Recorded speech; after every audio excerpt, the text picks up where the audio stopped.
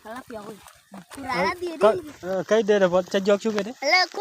Là cô ở đây nuôi nãy này có cái cô đi ăn, em ở đây nuôi gì, chúc, em ở đây chúc cho mình chơi chúc. Lúc cô chín, em ở đây chín đi ăn cái yếu chẳng.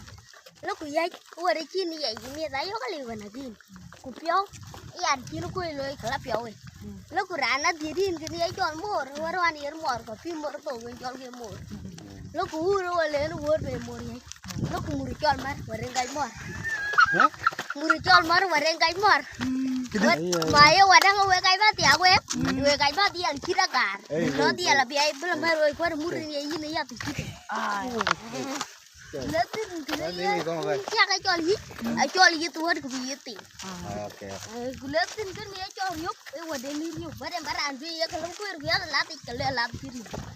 Kuti macam jual tem cip dia cip tem, barang barang dia lalu inggal tu cip dia.